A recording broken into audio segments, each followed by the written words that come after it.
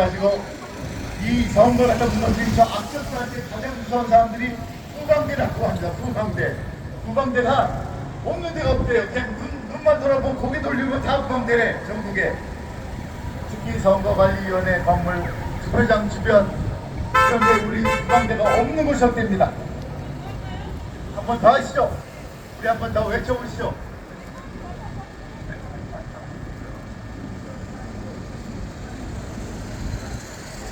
우리 한번 듣고 갈까요? 목소리 잠시 쉬세요. 목소리를.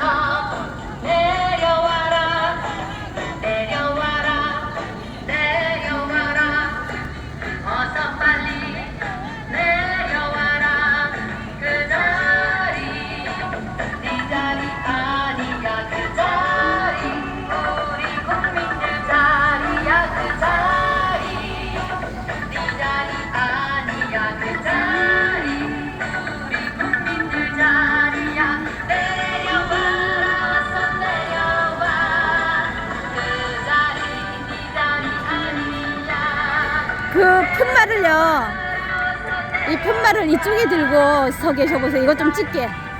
이쪽에. 그걸로 조금 가셔가지고.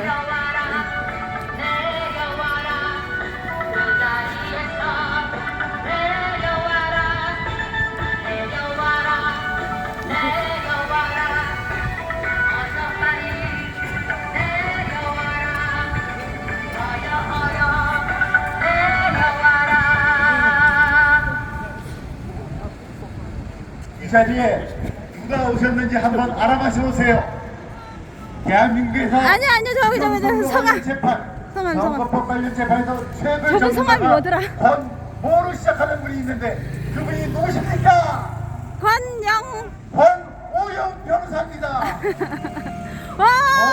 권오영 변호사님께서 우리 동지들이 여기에 대법 앞에서 이렇게 뜨겁게 뭉쳐서 모여서 목소리를 갖다 높이고 있다는 소식을 듣고 저 멀리서 불나게 달렸었습니다. 우리 권오영 변호사님을 한번 모셔보겠습니다. 안녕하세요. 네, 너무 수고 많으십니다. 사실 그 대법원 앞에서 이렇게 집회하는 게 정말 기가 막힌 일인 것 같습니다. 대법관들은 가장 존경받아야 되고 또 우리나라의 모든 그 사법 질서의 최종 판단을 하시는 분들인데 정말 이번 그 4.15 부정선거 후에 대법관들의 그 어떤 태도가 너무너무 이상해서 자꾸 이제 이분들이 자꾸 왜 이럴까 했는데 오늘 또 아니나 다를까 정말 너무너무 실망스러운 그 판결문을 가지고 왔거든요.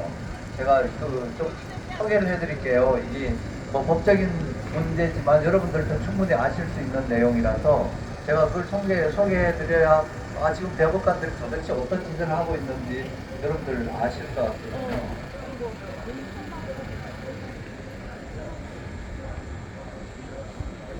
일단 그 문재인 대통령이 2017년도 5구 대선에 당선돼가지고 5월 10일 날, 그 다음날 취임식을 했거든요.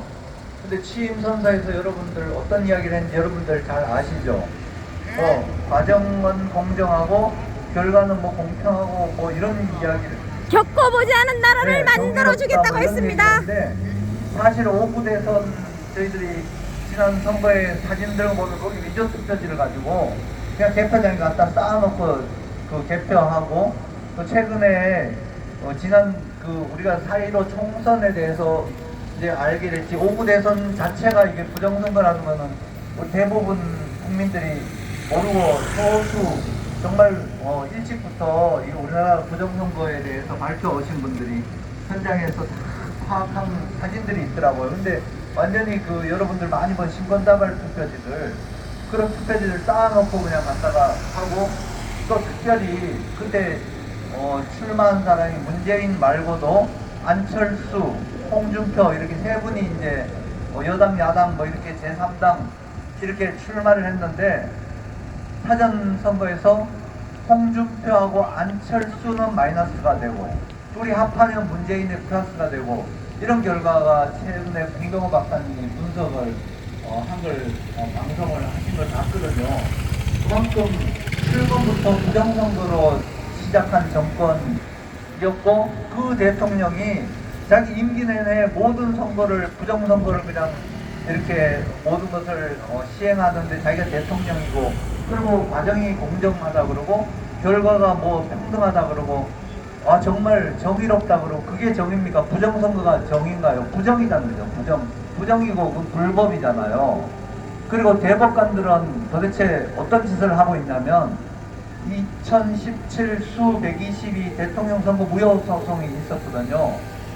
이 판결을 원고가 여기 판결문에 A라고 되어 있는데 저희들이 이런 대법원 판례가 나오면 우리가 대법원 홈페이지에 들어가서 판례 검색을 하면 검색어만 넣어도 다 이렇게 뜨거든요. 그런데 이런 판결문들이 잘 뜨지가 않아요. 요거 한 페이지로 이렇게 해가지고 판결문을 내린 게 2017수 122호 판결인데 여기에 판결 항목에 보면 사전투표한 참관 불허에 대해서 사전투표한 참관을 지금 못하지 않았어요. 이번에 여러분들 참관활동을 해보지도 알지만 사전투표하면 그냥 CC카메라 설치해놨지만 선관위 직원들은 밤중이고 새벽에 다 들락거리면서 무슨 짓을 하는지 몰라요. 그런데 참관인들이 없어요. 양당 선관위원들, 양당 선관위원들이란 얘기하지만 대부분 이렇게 보고되어 오는 거 보면 그 사람들도 다 협조관계인 것 같아요. 말하자면 심하게 표현하면 한통속 같은 그렇게 하니까 사전투표가 관리가 안 되는 거예요. 투표함이라고 하지만 CC카메라 그게 진짜인지 가짜인지 또 실제로 그게 개표장에 들어오는 게 거기에 있던 건지 또 그 안에 넣는 투표지가 진짜인지 가짜인지 우편 봉투를 엄청나게 많이 갖다 투입을 하는데 그게 진짜인지 가짜인지 이게 알 수가 없는 그런 죄송한데 참관 불허에 대해서 이것도 그냥 유효하다. 그리고 관내 사전투표용지 발급 권한에 대해서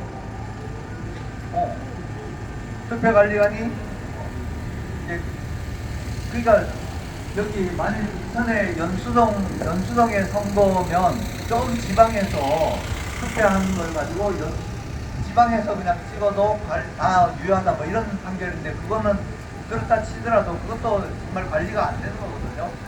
그러니까 인천 연수를 우리 민경욱 의원이 선거하는 데서 전라도서도 오고 또 인천에서도 바로 옆에 있는 데서 그렇게 몇천 편씩 그렇게 관내사정 우편으로 이렇게 투표하는 걸 다 분석을 했거든요. 그러니까 도무지 믿을 수 없는 선거인 게 거기서 그쪽에 송도에 사는 사람이 그 옆 동네 가서 투표를 안 한다는 거예요. 송도는 좀 섬 같은 것이거든요. 다리를 건너 원래 바다를 메꿔가지고 국제도시로 만드는 거라서 완전히 생활 수준하고 그 도시하고는 전혀 차이가 없는데 송도 국제도시에서 그 옆에 옥전동에 가서 투표한 사람이 그렇게 많아요. 그 옆에 그 관내사전 우편으로, 등기 우편으로 세상에 공휴일이잖아, 그죠? 그러니까 토요일 날도 그렇게 가서 옆에 가가지고 등기 우편으로 보낸 사람이 어디 있어요? 그 일부러 장난치려고 한두 사람이 몰라서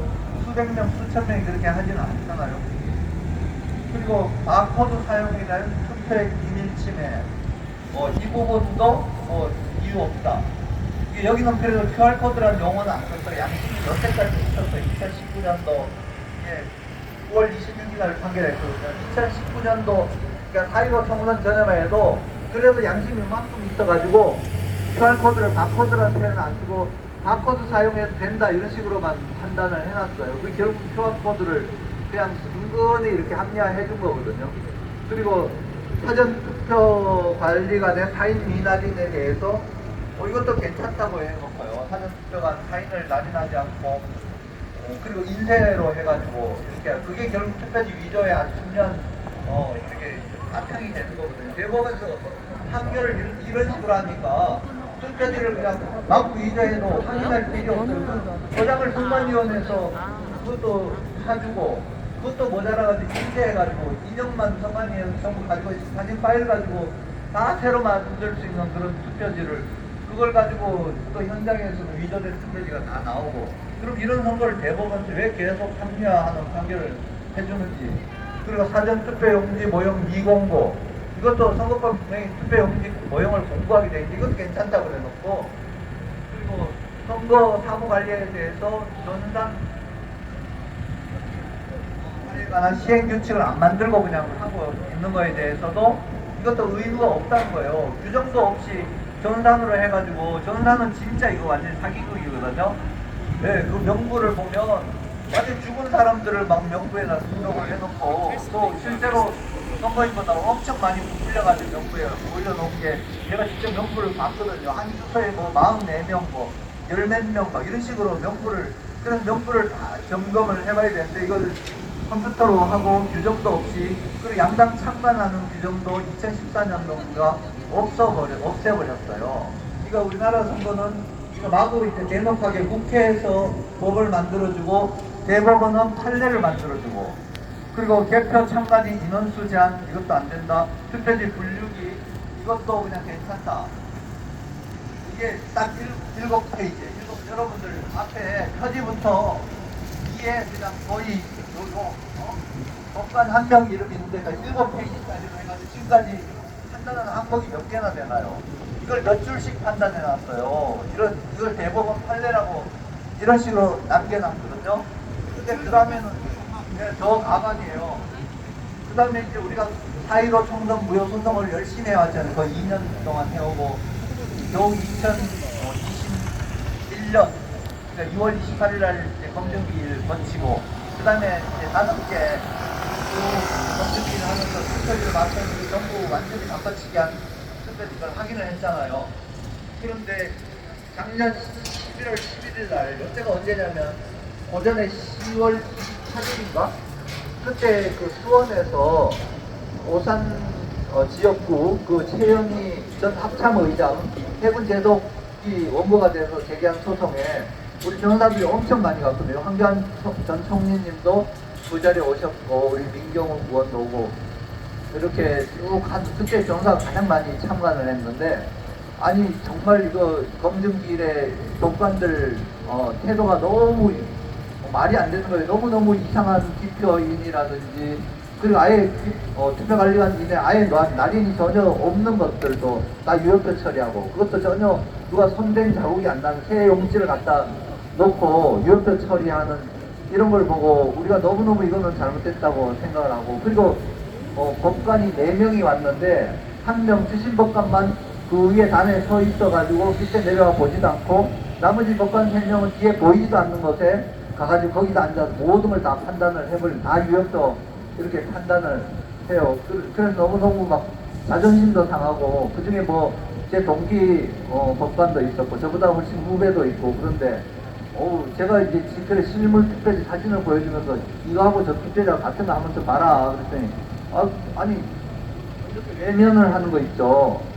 본인이 보질 않는 거예요. 사진을 보질 않고 제가 이렇게 저 태블릿 PC 저기 사진이 다 있거든요. 실제로 개표장, 바로 그 개표장에 사진 개표된 투표지의 그 모양이라든지 이런 것들이 다 있잖아요. 이렇게 그건 종이니까 이렇게 한번 접어고 펴고 이렇게 하면 이게 형상이 그렇게 빳빳하고 뭐 새로 만들 것처럼 그렇게 변할 수가 없잖아요. 그거는 완전 상식인데 그런 걸 보여줬더니 안 보면 외면하면서 결국 다 유효표 처리하고 이러니까 우리가 너무 이거는 이런 재판부는 우리 신뢰가 안 돼서 보이콧했거든요. 그날 그 우리가 그날 이 검증기 이런 우리 최현 제동님이 아주 조용하게 아주 조용하면서도 아주 단호하게 아주 그렇게 말씀하셨어요. 우리가 재판 자체를 우리가 판결을 거부하는 건 아니다. 이 검증 이런 식으로 하면 이거는 아무 의미가 없다 이렇게. 그리고 우리 황교안 대표님이 아주 거기에서 분노하셨고 왜냐면 도장이 안 찍히고 장부에도 도장이 왜 안 찍혔는지 기록도 없는 걸 가지고 다 유효표 처리하면 그거는 재판이 아니잖아요. 그죠? 근데 그 사람들이 그 재판부가 어떻게 했냐면 2021년 11월 11일 날 우리가 그동안 4.15 총선 후에 계속 가장 중요하게 인정한 게 QR코드는 바코드가 아니라는 거거든요. 아니 바코드하고 QR코드 모르는 대한민국 사람이 있나요? 근데 대법관들만 몰라요. 모르는 게 아니라 이거 사기죠. 저들이 의도적으로 그러니까 바코드하고 막대 모양이라고 그러고 숫자만 넣으라고 이렇게 법문에 분명히 기록이 되어 있는 거는 우리가 바코드 쓰는 바코드잖아요. 그죠? 바로 그 바코드인데 QR코드가 바코드의 일종이니까 QR코드 써도 된다 이렇게 법을 바꾸는 판결을 내린 거예요. 작년 11월 11일 날. 그래서 그걸 이제 지난 그 대통령 선거 3월 4일 날부터 사전 선거 이제 3월 3일 날 그걸 확인을 했어요. 그리고 판례를 검색하면 대법에 나와 있는 그 판례를 검색되지도 않게 만들어 놓고 그래서 겨우 그 어떤 전문가들 이용 사이트를 통해 가지고 그걸 받아봤어요. 이것도 딱 7페이지짜리 판결문이에요. 그거는 대전시장 선거 지난 그러니까 지방선거 있잖아요. 2018년도 지방선거에 그 선거무효 소송을 낸 걸 그렇게 판례를 남겨놓은 거예요. 너무 화가 나서 그러니까 이 상부 대선을 위해서 얘들이 판례를 작업을 해놓은 거예요. 정말 얘들 대법관이라고 어떻게 대법관 자기가 안 되는 것 같아요. 왜냐면 이거는 법관은 법률과 양심을 따라서 판결하라 그랬잖아요. 법률을 완전히 다르게 판결하는 그게 법관으로서 그거는 직무를 다한 게 아니고 또 양심을 속인 거잖아요. 그죠? 어떻게 QR코드하고 바코드를 같다고 판결하는 사람이 어디 있어요? 그죠? 막대 모양인가요? QR코드가? 여러분 QR코드에 막대가 있나요? 없어요. 그리고 그 바코드는 1년 번호만 쓰라고 돼 있거든요. 그 숫자만 쓰라는 거예요. 실제로 바코드는 밑에 숫자하고 같이 병기가 돼 있잖아요. 그죠? 네. 그러니까 그거는 다른 게 들어갈 여지가 없는 거예요. 숫자만 들어가게. 그럼 숫자로 다 기호로 다 표시할 수 있는데 그걸 QR코드를 갖다가 집어넣어 놓고 그걸 갖다가 판결을 하면 도대체 대법원이 이게 이 재판부가 왜 함부로 해서 그렇게 세심하게 만드는 법을 바꾸냐 말이에요.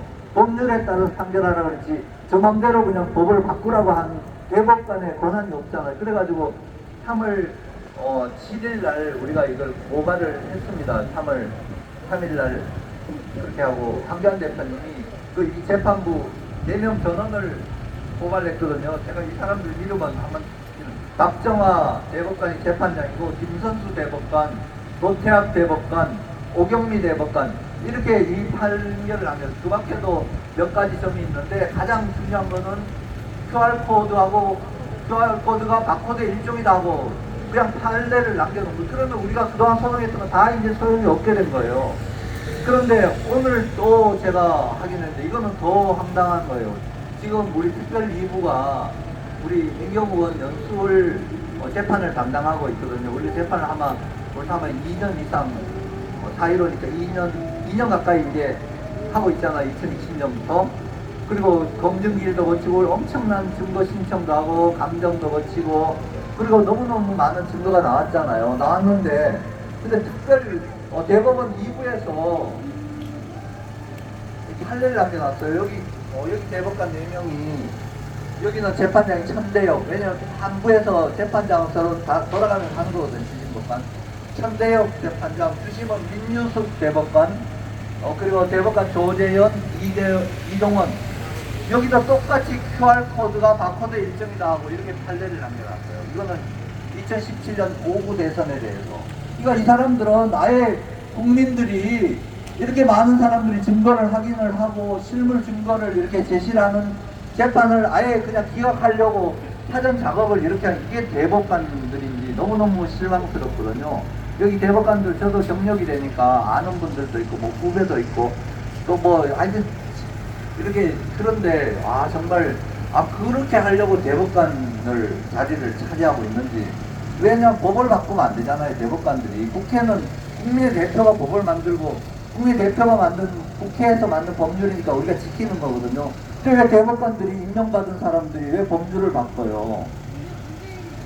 예, 그게 바코드를 이렇게 말라고 막대 모양의 귀여워 1년 번호만 쓰라고 하면은 그만큼 그게 위험하잖아요. 그 바코드 자체도 1년 번호를 절치를 하는 게 아니거든요. 절치를 안 하니까 그 번호를 이렇게 하면 혹시라도 그 사람 신원이 나올 때 비밀선거 원칙이 노출될 수 있기 때문에 다른 거 넣지 말고 번호만 넣으라고 하고 또 이거 절치선을 안 하니까 떼지를 않으니까 그걸 아주 뭔가 잘못될 염려를 해가지고 국회에서 그것도 국회의원 그 회의록에 보면 이거 말고 다른 거 하면 안 됩니다 하고 이렇게 계속 지침을 줬는데 QR코드를 계속 쓰고 있는 거예요. 2016년부터 QR코드를 쓰면서 그걸 가지고 이제 대법원에서 QR코드도 바코드의 일종이다 이렇게 해버리는 대한민국은 법이 없는 나라죠. 법도 없고 대법관은 소용없는 대법관들이 앉아가지고 재판한다 그러고 아주 저도 대법관을 존중하니까 대법원에 가면 항상 존경하는 대법관 이렇게 시작하는데 그거는 당신을 인간으로 존경하는 게 아니라 대법관으로서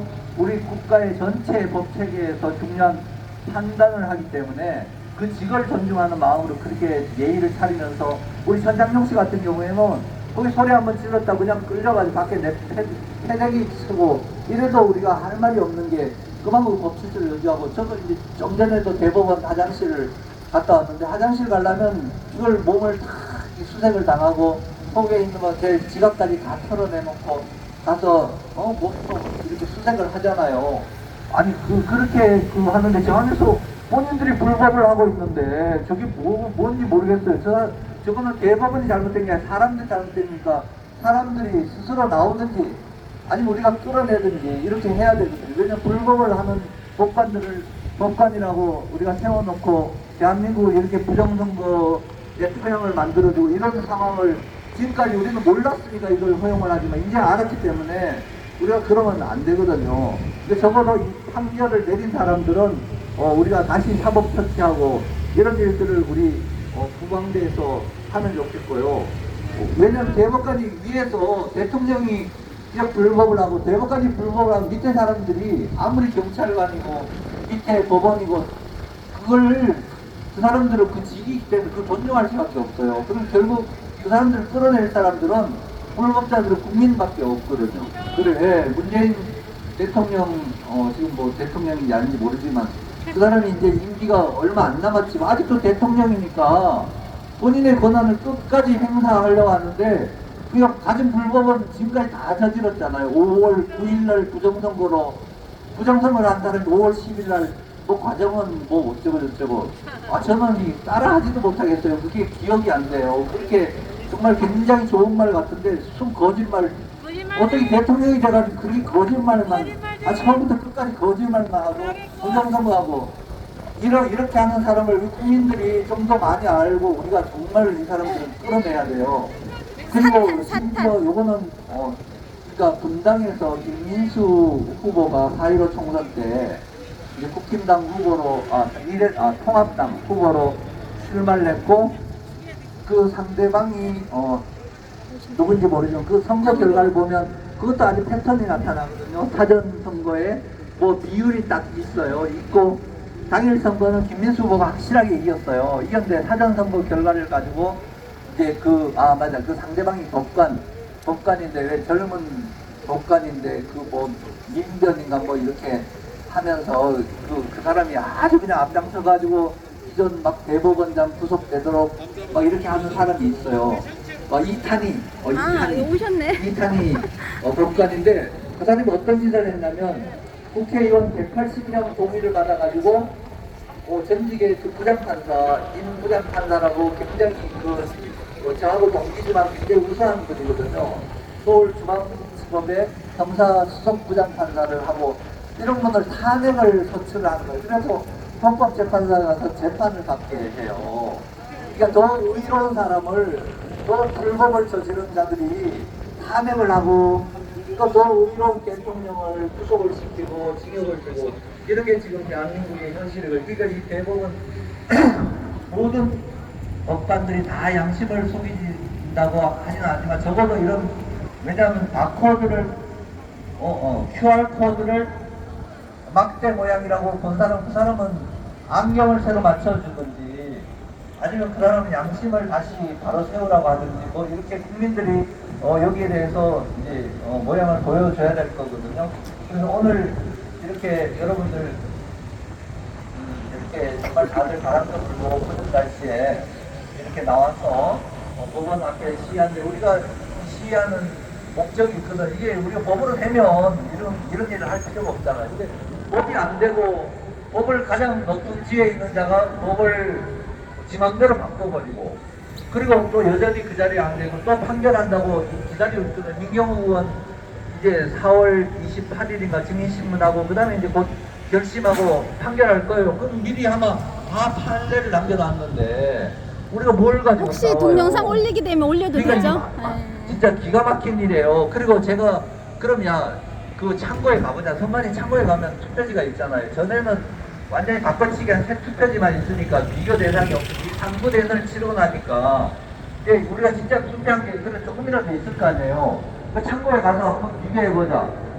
그렇게 하는데도 그것도 안 받아들여요. 그거 뭐 크게, 아니 재판관이 엄청난 역사에 큰 재판을 하는데 선관위 창고에 한번 가서 볼 소리도 없나요? 그러고 자기들 판결하겠다고 미리 보니까 오늘 발견하고 너무너무 분통이 터져서 이 자리에 나왔거든요. 여기에 대해서 이제 제가 한교안 재판하고 상의해서 또 저희들이 필요한 법적 조치도 하고 이렇게 할 건데, 우리가 이렇게 하더라도 힘을 받는 거는 국민들이 이렇게 같이 이제 동의를 해주시고 이 사실을 아시고 같이 우리가 같이 이제 좀 뭔가 불법자들에 대해서 분노하는 거는 그건 당연하다고 생각되거든요. 우리가 약자들에 대해서 우리가 보호를 하고 긍휼하고 또 우리 동료들 같은 국민들 이런 분들에 대해서 우리가 서로 화목하고 사랑하는 거는 그건 당연히 사람으로서 의무인데, 불법자들에 대해서는 우리 같이 분노하고 단죄하고 이렇게 해야 되지. 그러니까 우리가 굉장히 분열돼 있고 다투잖아요. 그 성경 말씀에 보면 그러니까 공의와 정의가 바로 서야 화평이 온다고 되어 있거든요. 정의와 공의의 공효, 그 열매가 평화라는 화평이라는 거예요. 정의가 안 서고 그냥 불법자들이 판을 치고 남 걸 뺏고 이렇게 하니까 평화가 없는 거죠. 그러니까 모든 다툼과 분열은 불법자들에 있는 거거든요. 그것도 위에 있는 불법자들. 그러니까 위에 있는 한 도시의 시장의 도덕성을 시민들의 도덕성이 능가하지 못한다는 그런 사회학 법칙이 있거든요. 그러니까 정말로 이제는 정직하고 정당한 사람을 우리가 지도자로 세워야 되고 불법자들은 끌어내려야 됩니다. 그러면 오늘 공정호 박사님이 어제 오늘 막 너무너무 분에 차가지고 막 말씀, 이게 나라도 아니다 이거는 이런 게 어딨냐. 그렇게 하는데 정말 국 박사님 그 심정에 전적으로 공감하고, 그렇지만 저도 그렇게 막 의문을 토할 정도로 그렇게 마음이 그렇게 막 강직하지가 못하거든요. 근데 공 박사님 그 의문에 대해서는 완전히 공감하고, 그러니까 우리가 여기서 또 용기를 내가지고 같이 싸울 수 있는 거거든요. 제가 이렇게 좀 길게 고고하게 말씀드려도 죄송한데 제 말씀은 이상 마치고 우리 한교안 대표님 오셨는데, 우리 한교안 대표님 오셔서 이제 말씀 하시면 듣도록 하겠습니다.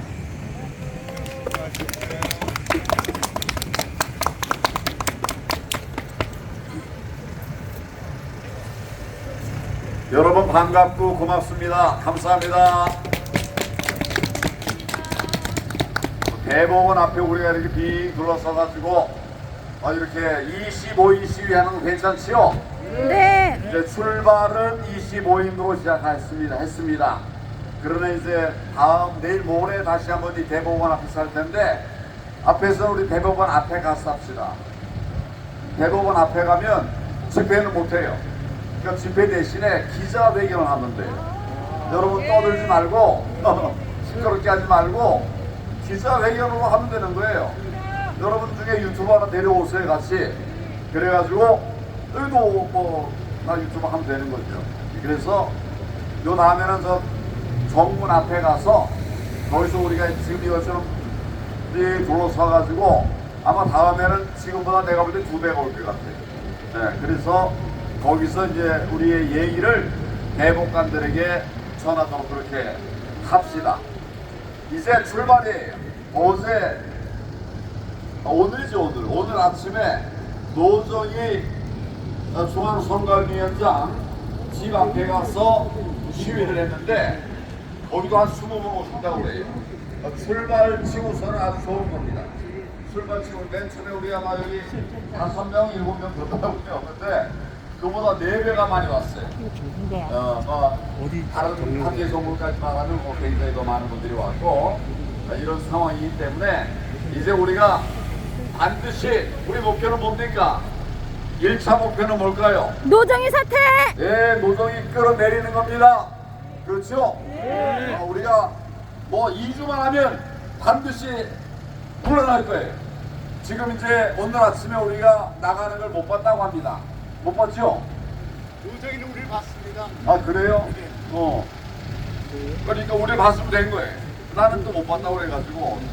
그런데 이런 거 우리가 2주만 하면 뚫어낼 수 있어요. 미리 또 정보를 줘가지고 또 3주까지 못할지 모르겠는데, 그러나 이런 불의한 자를 어떻게 우리가 선관위원장이라고 믿고 선거하겠습니까, 여러분? 예. 우리는 일할 동안 이 양반은 3월 4일, 3월 5일, 3월 6일 아마 편안하게 쉬었던 모양이에요. 정말 책임감 없는 사람. 네, 정말 불법을 저지르고서도 뻔뻔한 사람. 이 사람이 재판한 것들을 우리가 한번 다 뒤져봐야 될 것 같아요. 네. 그래서 대법관 된 지 오래 안 됐지만은 다 뒤져보면 저 사람의 실체가 판결을 통해서 다 드러날 것이고, 또 가까이는 우리 3구 계산에 있어서 저질렀던 불법 행위들 즐비하죠. 뭐 이런 것들을 가지고 이제 싸움을 시작하는 겁니다. 오늘 이제 그 출발이에요. 우선은 선관위의 부정에 대해서, 불법 선관위에 대해서 우리가 반드시 끌어내릴 것입니다. 만약에 노선이가 안 되면 다른 선관위원까지 같이 묶어서 우리 정말 우리 2만 무방대의 힘을 다 모아가지고 이 무리한 자를 우리가 그냥 보고 어떻게 살아갑니까, 여러분? 예, 우리 주변에도 많이 전해가지고 같이 와서 우선 노정이 물러나게 하고, 대법관들 중에 부정선거와 관련해서 책임 있는 자, 또 무책임한 자, 이런 사람들을 우리가 골라내서 이분들에 대해서도 우리가 법적인 조치를 취해 나갈 겁니다. 지금 불법이 쌓였습니다. 우리 변호사들이 이제 그걸 고소고발을 통해서 이제 국민들에게 알리기 위해서 노력을 하고 있습니다. 그래서 이제 출발이 잘 됐어요. 이제는 이제 우리가 앞으로 하나하나 이겨내가는 그 길들을 해 나가도록 하겠습니다. 오늘 이거 다 끝난 다음에 여러분 사진을 찍자고 해서 제가 다 끝난 다음에 하자고 했어요. 일단 한 다음에 우리 멋지게 사진을 좀 잘 찍도록 해서, 제가 사진을 찍자고 하는 것은 무슨 말이냐 하면 이거 역사적 사건입니다. 이거 하나하나가 역사적 사건입니다. 우리의 하루하루 발걸음들이 역사적 발자취입니다. 그래서 사진을 찍자고 하는 거예요. 이거 해가지고 내가 자랑하겠다는 게 아니죠, 우리들이? 네. 역사의 기록을 남기려고 하는데, 오늘 여기 25분의 이름을 제가 이름을 좀 받아 적으라고 했어요. 이름 좀 적어주세요. 어디다가 좀 공개해도 좋은 분은 공개하고, 아니면 제가 뒤에다 이렇게 동판에다 새겼다가 뭐 나중에 한번 이렇게 좀 역사의 기록으로 드러내려고 하니까 뭐 그런 동판이라고 기대하지 마시고요. 조촐한 거 할 거예요. 그렇지만 의미 있는 거 우리 하나하나 만들어 가도록 그렇게 갑시다. 여러분, 첫 투쟁, 대법원 앞에서의 첫 투쟁에 함께 해주신 여러분들을 격려하고 응원합니다. 우리의 이 힘이 반드시 우선은 노성이를 끌어내릴 것입니다. 아마 저 대법원 안에서 지금 근무하고 있을 거예요. 그러나 저 노동이가 우리가 끌어날 때까지 우리는 대법원 또 노동이 지방 그가 가는 곳 어디가 됐든 우리 쫓아가서 반드시 물론 우리 스토킹 하려고 하는 거 아니에요. 뭐가 예쁘다고 스토킹 하겠어요. 우리는 저자의 적폐를 국민들에게 알리기 위해서 어디를 가든 끝까지 쫓아가서 반드시 끌어내리도록 힘을 모읍시다 여러분. 감사합니다. 힘을 모읍시다. 이렇게 퍼져서 이렇게 하는 건 괜찮아요. 우리 한번 이쪽으로 오십시오. 같이 한번 사진 찍죠.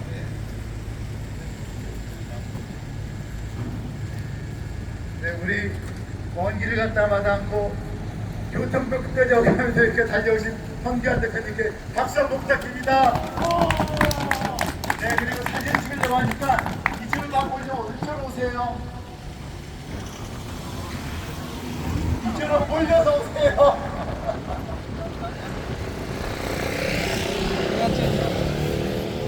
사진을 갖다가 좀 찍어주시죠. 네.